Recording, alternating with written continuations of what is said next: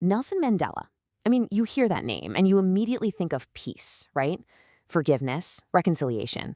But the story of how he got there, well, it's way more complex and honestly a lot more dramatic than most of us probably remember. So let's dive into the incredible journey of the man behind the icon. But in his home, in South Africa, he's known by other names, names that carry so much weight. Madiba, that's his clan name. It's a sign of deep respect and affection. And Tata, which is the Xhosa word for father. And these aren't just cute nicknames, not at all. They really show you just how much he was seen as the beloved father of a brand new nation. And that really brings us to the heart of it all, the big question we're tackling today. How on earth did a man who was once jailed as a terrorist, not just by his own government, but by others too, a man who actually co-founded an armed resistance group, become this global icon of peace? It seems like a total contradiction, right? Well, that transformation, that's the real story we're going to unpack. Okay, so to really get the man who brought a nation together, we have to start with the man who was willing to tear the old system down. We've got to understand the rebel. His early life was this incredible mix of, on one hand, traditional royal heritage, and on the other, the just brutal reality of a state built on racial segregation. So get this, he was born in 1918 into the Tembu royal family, and his birth name was Rolihlahla. Now, in the Xhosa language, that name colloquially means troublemaker. I mean, talk about prophetic, right? It's like his whole world-changing, disruptive future was written right into his name from day one. And the world he was growing up in was completely defined by one single brutal idea: apartheid. It wasn't just simple racism. It was a whole system that wrote racial segregation into the law, into every single part of daily life. It was designed to give all the power and privilege to the white minority and to systematically crush the black majority. This was the system that Mandela and his party, the African National Congress, or ANC, vowed to destroy. Now, at first, their whole game plan was about peace. You have to remember, Mandela was deeply influenced by people like Mahatma Gandhi, so he was all in on nonviolent resistance. He helped start the ANC Youth League, he led this massive movement of civil disobedience called the Defiance Campaign, and he was a key figure in drafting the Freedom Charter, which was this amazing, forward-thinking document that laid out a vision for a totally democratic, non-racial South Africa.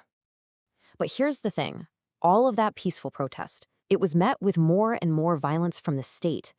And this is so important to understand. The turn to armed struggle, it wasn't their first choice. It wasn't even their second or third. It was an absolute last resort. The absolute breaking point came in 1960. It's known as the Sharpeville Massacre. People were peacefully protesting the past laws, and the police just opened fire on the crowd. 69 people were killed. After that, the government didn't just crack down, it outlawed the ANC completely. For Mandela and so many others, the message couldn't have been clearer. The path of nonviolence was a dead end.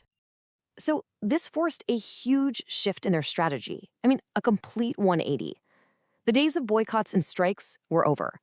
In their place came the formation of Umkhonto weSizwe, which translates to Spear of the Nation.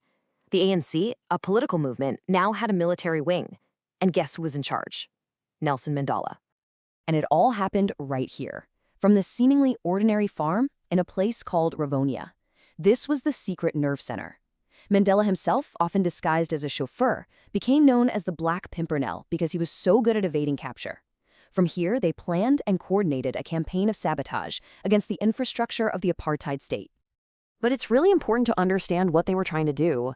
This quote from their own founding statement says it all. They wanted liberation without bloodshed. Their goal, at least in the beginning, was very specific. They targeted things, not people. Think power plants, railway lines. A sabotage campaign designed to hit the government where it hurt, economically. It was basically a massive warning shot trying to force the government to negotiate before a full-blown civil war broke out. Well, this path could only lead to one place. In 1962, the Black Pimpernel was finally caught. His capture led to a trial and the beginning of a long, brutal chapter. One that would not only define him, but would also shape the very future of South Africa. 27. Just think about that number for a second. 27 years. For almost 3 decades, that's how long Nelson Mandela was a prisoner. It's a number so big, it's almost impossible to really wrap your head around it. 27 years of his life, gone, locked away. And for 18 of those 27 years, his entire world was this place, Robben Island. Imagine, your days spent doing back-breaking labor in a lime quarry, the sun so blindingly bright off the white rock that it permanently damaged his eyes. And then, at night, you're locked in this tiny, damp cell, just 8 by 7 feet. It was designed to break people, but while they could lock up his body, they could never, ever imprison his mind. Back at his trial, the Rivonia trial, he was literally facing the death penalty, and from the dock he gave one of the most incredible speeches of the last century. He ended by looking right at the court and saying his dream of a democratic and free South Africa was an ideal for which I am prepared to die. He was staring death in the face. The judge gave him life in prison instead, and in a way, that was a huge mistake for the regime. They didn't execute him, they created a living martyr, a symbol of the struggle for the whole world to see. So yeah, prison was supposed to be the end of the story. It was designed to crush him, but instead it was like a forge. It hardened him, but it also reshaped him.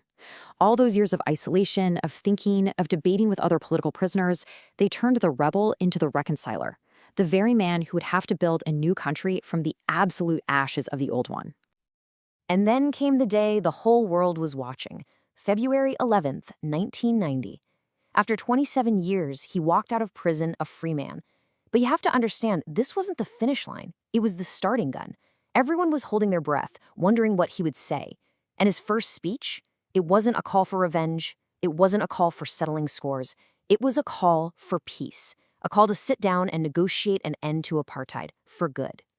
Just 4 years after that walk to freedom, it happened. South Africa held its very first election, where every single citizen, regardless of race, could vote. And the result? A landslide for the ANC. They took 63% of the vote. It was unbelievable. The man who spent nearly 3 decades in a prison cell was now going to be the country's first ever Black president.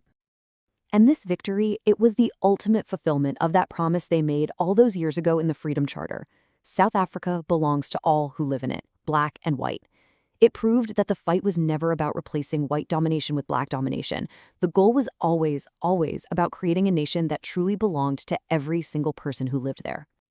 But now, as president, Mandela faced maybe his biggest challenge yet. How do you unite a country that's been ripped apart by centuries of racial hatred? I mean, South Africa was a powder keg, right? On the brink of civil war. His entire presidency was going to hinge on one single powerful idea: reconciliation. And he had a clear strategy for building what he called the Rainbow Nation. First, he formed a government of national unity. And get this, it included the very same people who had locked him up. Unbelievable. Then he set up the Truth and Reconciliation Commission, not to punish people, but to find a way to heal. And he did something brilliant. He used sports, most famously at the 1995 Rugby World Cup, to give Black and white South Africans a common cause to cheer for, together. But he knew that reconciliation couldn't just be about feelings and symbols. It had to be real. People's lives had to actually get better. So his government launched this massive program to tackle the legacy of poverty that apartheid had created. And look at the results. By the time he left office, millions of people had electricity for the first time. Millions more had clean water. Hundreds of thousands of new houses were built. Kids were in school. It was about laying a real, tangible foundation for a fairer society. You know, when you look back, his whole incredible life can really be summed up by this one powerful statement he made. This was his North Star. It was the principle that guided him as a young activist, as the leader of an armed struggle, through all those years in prison, and finally, as the president of a free nation. It never, ever wavered. What he proved, I think, is that you can be a freedom fighter and a peacemaker, that the journey from rebel to reconciler isn't a contradiction. It's a process. It's a growth. And his story really leaves us with a pretty urgent question, doesn't it? When you look around at our world today, which is still so fractured and divided, what can his legacy of reconciliation really teach us? What can we learn from Madiba?